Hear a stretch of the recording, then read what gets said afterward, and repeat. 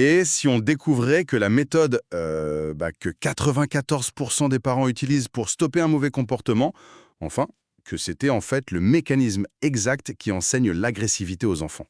Ah oui, c'est un point de départ qui bouscule direct. Ouais, c'est clair. Aujourd'hui, on met de côté les traditions familiales, les débats passionnés, pour garder purement et simplement les mathématiques de la discipline. Et c'est essentiel, parce que le châtiment corporel, c'est un sujet tellement viscéral, tu vois. Tout le monde a une opinion là-dessus, souvent basée sur sa propre enfance d'ailleurs. Absolument. Donc notre rôle dans cette exploration en profondeur, c'est vraiment d'ancrer la discussion dans une réalité empirique, froide et factuelle. Et c'est pour ça que ce décryptage est ultra pertinent, même pour ceux dans notre auditoire qui n'ont pas d'enfants. On interagit tous les jours avec des collègues, des voisins, des concitoyens, et leur boussole morale ou leur réaction face à l'autorité, elles ont été forgées par ces mêmes mécanismes pendant leurs premières années. Exactement. Et pour comprendre tout ça, on s'appuie aujourd'hui sur un véritable monument scientifique. C'est une méta-analyse colossale qui a été menée par Elizabeth Thompson-Gershoff à l'Université de Columbia, publiée en 2002. Ouais, et quand tu dis monument, le mot est vraiment pas galvaudé. Non, pas du tout. Gershoff, elle n'a pas juste observé un petit groupe d'enfants dans un labo pendant un mois. Elle a pris 62 ans de littérature scientifique, Waouh, 62 ans. ouais, de 1938 à 2000. Et elle a synthétisé 88 études indépendantes. C'est énorme, on parle de plus de 36 000 participants au total, c'est ça? C'est ça, plus de 36 000. Donc du coup, quand on va aborder ce qui fonctionne ou ce qui échoue de manière spectaculaire, il ne s'agit pas d'une petite tendance éducative à la mode, quoi. C'est le résultat de décennies de calculs statistiques purs. Tout à fait. Mais avant d'entrer dans les résultats, j'ai une question de fond. Comment la science définit-elle ce qu'on mesure? Parce que j'imagine qu'une petite tape sur la main et un acte de maltraitance sévère, ça brouille complètement les données si on les mélange, non? Ah, c'est la bonne question. La rigueur de la définition, c'est vraiment la pierre angulaire de cette analyse. L'étude, en fait, elle utilise les critères très stricts qui ont été établis par le chercheur Murray Strauss en 1994. D'accord. Et il dit quoi, lui? Il définit le châtiment corporel comme l'utilisation de la force physique avec l'intention de causer de la douleur. Mais, et c'est là que c'est crucial, spécifiquement sans causer de blessure. Ok, donc la douleur, oui, mais la blessure, non. Voilà. Et tout ça dans le but de corriger ou de contrôler le comportement de l'enfant. Donc on parle vraiment de la fameuse fessée qu'on qualifie souvent de normale, ou la petite claque derrière la tête, ce genre de truc. Exactement. Et les chiffres de l'étude donnent le vertige. À l'époque des données, 94% des parents américains reconnaissaient avoir utilisé cette méthode avant que l'enfant n'ait 3 ou 4 ans. 94%. C'est quasiment tout le monde, en fait. Et on peut le comprendre, on a tous vu, ou on a tous été, ce parent au bord de la crise de nerfs au supermarché, face à un gamin qui hurle pour un paquet de biscuits, quoi. Mhm. La tentation de régler le problème physiquement, elle est presque universelle. Mais j'imagine que cette universalité, elle cache un problème, non? Un problème fondamental, ouais. Les chercheurs le soulignent dès le départ. Il y a une absence totale de frontières claires. La société, elle essaye de placer ses comportements dans des cases bien distinctes, genre la punition acceptable d'un côté et la maltraitance de l'autre. D'accord. Or, en réalité, d'un point de vue psychologique et physique, tout ça se situe sur un continuum ininterrompu. Ok, décortiquons tout ça. C'est un peu comme, tu sais, la limitation de vitesse sur l'autoroute. Ah, j'aime bien cette image. Vas-y. En fait, la société trace une ligne légale stricte à 130 km/h. En dessous, bon, c'est toléré, c'est la norme. Au-dessus, paf, c'est une infraction. Mais la voiture en elle-même, elle change pas de nature à 131 km/h. Ouais, c'est clair. Et du coup, l'élan émotionnel, la fatigue, la colère d'un parent, ça peut très facilement faire déraper cette punition au-delà de la ligne de la blessure, comme la voiture qui fait un excès de vitesse. C'est exactement ça. D'ailleurs, les données cliniques citées dans les sources montrent que la grande majorité des cas de maltraitance physique documentés, ils n'ont pas commencé avec l'intention de blesser. Ah ouais? Non, ils ont commencé comme une simple tentative de discipline, classique, qui a juste échappé au contrôle du parent. Donc la perte de contrôle, c'est le risque inhérent à la méthode même. Voilà. Et c'est d'ailleurs pour ça, pour préserver l'intégrité des résultats, que les auteurs de la méta-analyse ont été impitoyables sur leurs critères de sélection. C'est-à-dire? Ils ont trié comment? Toute étude qui incluait des actes provoquant des blessures ou l'utilisation d'objets contondants, elle a été systématiquement exclue. L'objectif, c'était vraiment de scruter uniquement la punition physique que ces fameux 94% de gens considèrent comme normative. D'accord, très bien, on a notre périmètre. Alors, si une méthode est utilisée par plus de 9 parents sur 10, la déduction logique, c'est que ça marche non. Quand un verre est renversé volontairement sur la table ou qu'une bagarre éclate dans le salon, le but du parent, c'est que ça s'arrête là, tout de suite. L'arrêt immédiat, oui. Donc, que disent les 36 000 participants sur cette fameuse efficacité? Le résultat est fascinant, surtout par son isolement en fait. Comment ça, son isolement? Eh bien, sur les 11 comportements examinés dans l'analyse de Columbia, il y en a un unique comportement qui est associé de manière, disons, désirable au châtiment corporel. Un seul sur 11. Et c'est lequel? L'obéissance immédiate. Et pour ce critère spécifique, l'association statistique, elle est extrêmement forte. Les chercheurs trouvent un score de 1,13. Alors, un score de 1,13 pour les non-statisticiens qui nous écoutent. Ça représente quoi concrètement? Pour donner un ordre d'idée, en sciences du comportement, on considère qu'un effet statistique supérieur à 0,8, c'est déjà massif. C'est très rare. Ok, ah oui. Donc, un score de 1,13, c'est littéralement hors norme. Ça indique une certitude très très élevée. Le comportement indésirable s'arrête, net, dans les secondes qui suivent la punition. D'accord. Donc, si le but est d'éteindre un incendie immédiat, ça fonctionne. Mais, attends, je me fais l'avocat du diable 2 secondes. Vas-y. Je repense à un scénario classique genre, un gamin de 4 ans qui lâche la main de son parent et qui se met à courir vers une route très fréquentée. Ouais, le cauchemar de tout parent. Exactement. La réaction du parent, c'est de le rattraper en panique, de lui donner une tape forte sur les fesses sous le coup de la terreur absolue. Là, le cerveau du parent recherche une solution d'urgence vitale, un choc qui va figer l'enfant pour le sauver. Les données valident cette réaction-là, non? C'est efficace. Alors, l'argument de la survie immédiate, il est réel. Mais le problème surgit quand on confond l'interruption d'une urgence avec un véritable processus éducatif. Ah! La différence entre stopper et éduquer. Exactement. Les chercheurs font une distinction vitale entre les objectifs à court terme et les objectifs à long terme de la parentalité. Si le succès se mesure en secondes pour éviter un drame sous les roues d'une voiture, la méthode remplit son contrat. Mais Mais la parentalité se mesure en années. Et sur le développement de la capacité à s'autogérer de l'enfant, les données pointent vers un échec total de cette méthode. c'est ça qu'ils appellent l'internalisation morale dans l'étude, non? Tout à fait. C'est un concept central dans ces recherches. Oui, l'internalisation, pour faire simple, c'est faire d'une règle sociale sa propre règle interne. Voilà. C'est la différence entre le gamin qui se dit « je frappe pas mon copain parce que le prof me regarde et que je veux me prendre une punition » et celui qui se dit « je frappe pas mon copain parce que ça lui fait mal et que c'est pas juste ». C'est exactement cette nuance. Et le mécanisme psychologique qui empêche cette transition avec le châtiment corporel, ça s'appelle la théorie de l'attribution. Ok, ça fonctionne comment? En gros, quand un enfant subit une contrainte externe violente, comme la douleur d'une fessée, il attribue naturellement son propre changement de comportement à cette cause externe. Ah, je vois. Il se dit juste j'ai mal ». C'est ça. Son raisonnement devient « j'ai obéi pour que la douleur s'arrête ». Et du coup, il fait absolument aucun lien avec la valeur morale de son action initiale. Il retient pas « c'est mal de taper », il retient « si je tape, j'ai mal ». C'est logique. C'est là que ça devient vraiment intéressant. En fait, essayer d'enseigner l'empathie ou la morale par la violence physique, c'est comme essayer d'apprendre le français à quelqu'un en lui hurlant dessus en allemand, quoi. C'est une super métaphore. Le médium utilisé contredit tellement le message de base qu'il rend l'apprentissage impossible. L'enfant, il retient uniquement la peur de l'autorité, pas la leçon qu'on essaie de lui inculquer. Ouais, il retient surtout comment ne pas se faire attraper la prochaine fois. Et ce vide éducatif, il n'est pas neutre. Il laisse la place à des mécanismes de compensation psychologique beaucoup plus sombres. C'est-à-dire? Les autres variables de l'étude. Exactement.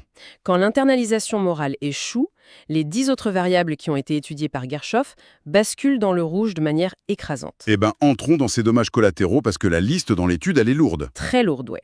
Pendant l'enfance, les corrélations explosent concernant l'agressivité envers les pairs, la délinquance, la détérioration sévère de la relation de confiance entre le parent et l'enfant. Et même la santé mentale, non? Oui, on note une baisse mesurable de la santé mentale globale de l'enfant. Mais c'est fou! Et j'ai vu que l'impact se prolonge bien au-delà de l'enfance, dans les données. Complètement.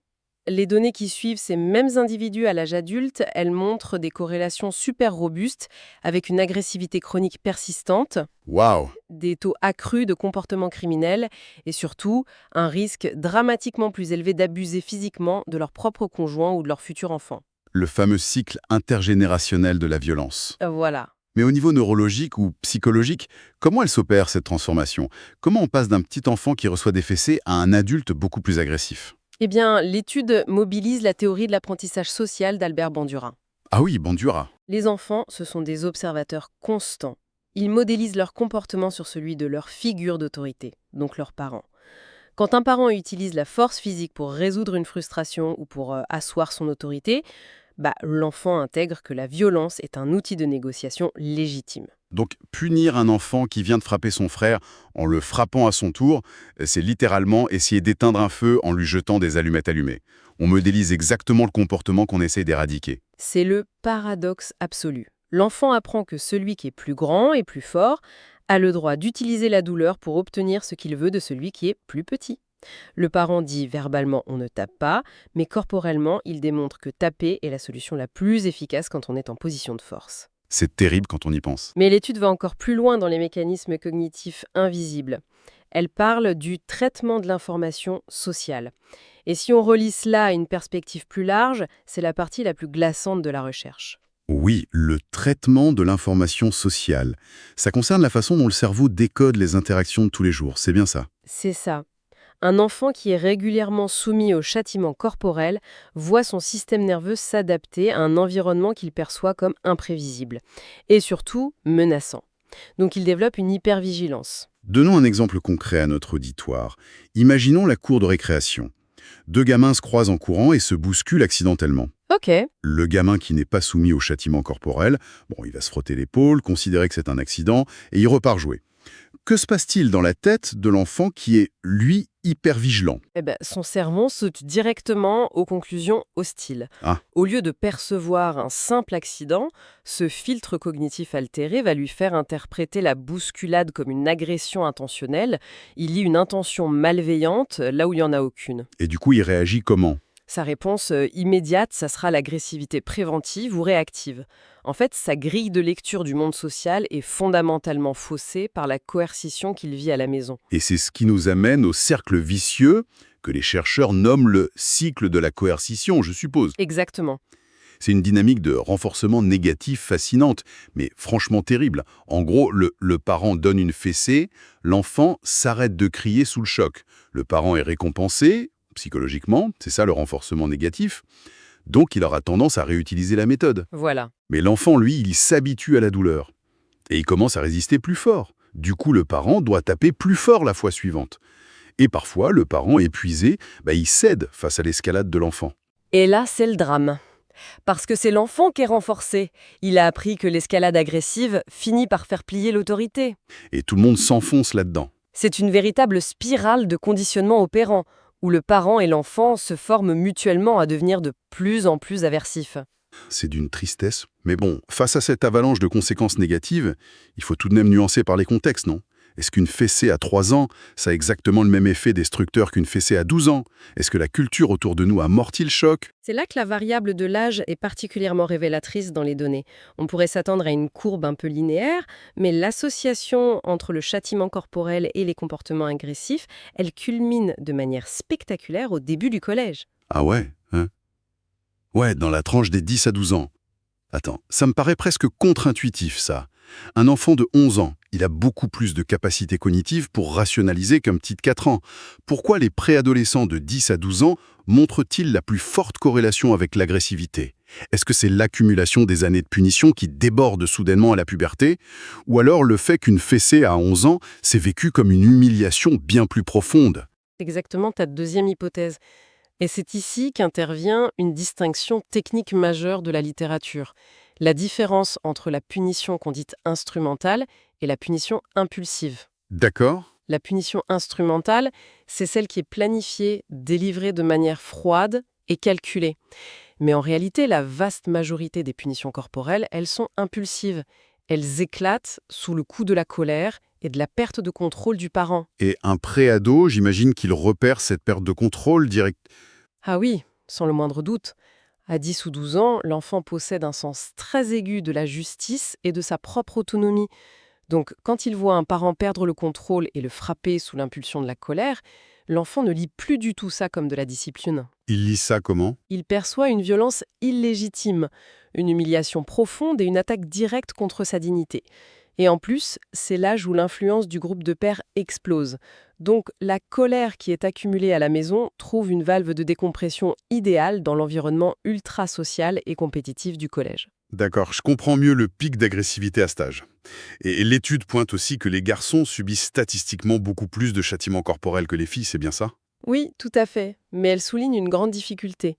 C'est dur de savoir si les garçons sont plus punis parce qu'on les encourage socialement à être plus turbulents, ou s'ils sont plus turbulents précisément parce qu'on les frappe davantage. L'éternelle question de l'œuf ou de la poule. Toute bonne étude observationnelle doit l'admettre. Voilà. Cependant, la variable culturelle offre des réponses très nettes sur la fameuse perception de la légitimité. Gershoff analyse les données selon les zones géographiques, par exemple aux États-Unis, et le soutien à ces pratiques est massivement plus fort dans le sud conservateur, la fameuse Bible Belt, souvent soutenue par des interprétations religieuses littérales de la discipline. Et l'étude aborde ça de manière purement sociologique, pour démontrer le pouvoir du contexte. En gros, si tout ton voisinage, ta communauté, ton église valide le châtiment corporel comme une méthode non seulement acceptable, mais moralement nécessaire pour sauver l'âme de l'enfant, la perception change. L'enfant ressent toujours la douleur, mais il grandit dans un écosystème qui lui affirme que c'est la norme inébranlable. C'est ça, le contexte dicte la norme. Mais que se passe-t-il quand l'État lui-même décide de changer cette norme? L'analyse se penche sur l'impact des politiques publiques. Et là, la Suède est le cas d'école absolu. Ah oui, la Suède en 1979, c'est ça? Oui, en 79, la Suède est devenue le tout premier pays à criminaliser purement et simplement le châtiment corporel parental. Waouh. J'imagine que l'opposition à cette loi a dû être féroce à l'époque, non? Or, les débats ont été extrêmement virulents. Les critiques prédisaient carrément l'effondrement de la société suédoise.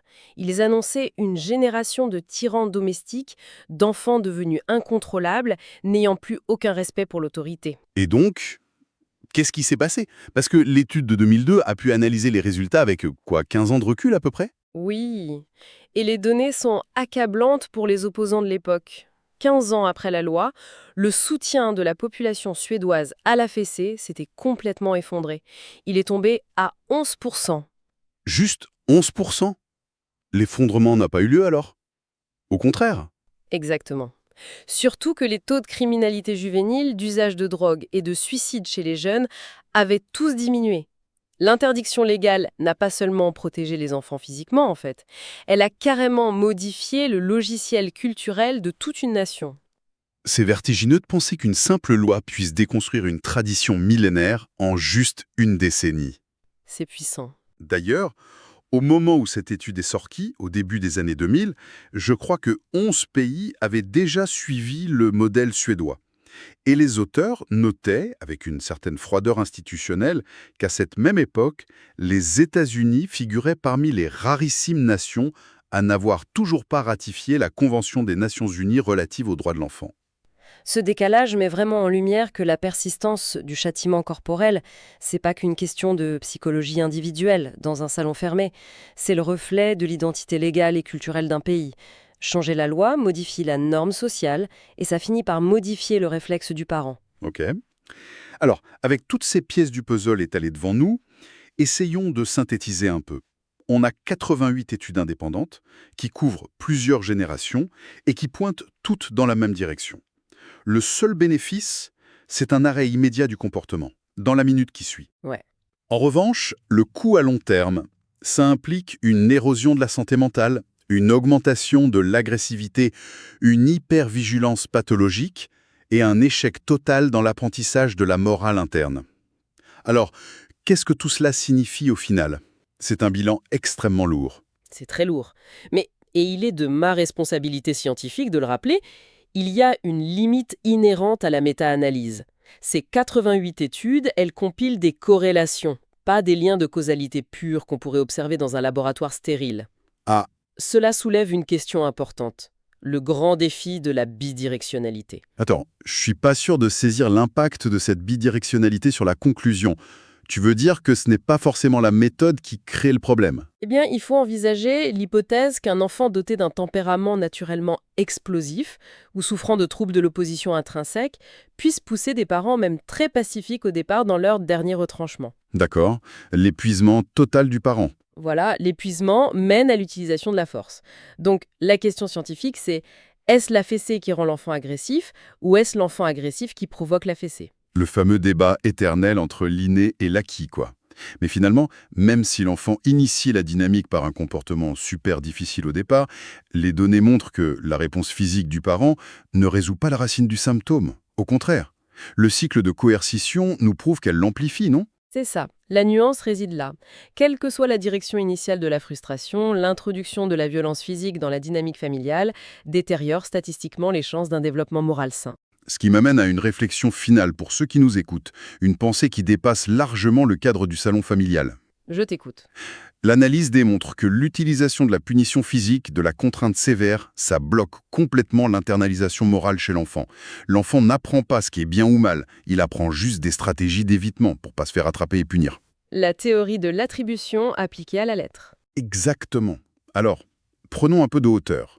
Si cette mécanique est vraie pour un cerveau humain en plein développement, comment l'appliquer à notre société adulte? Notre système de justice pénale moderne, il repose presque entièrement sur la punition externe, la coercition, l'enfermement. Mhm.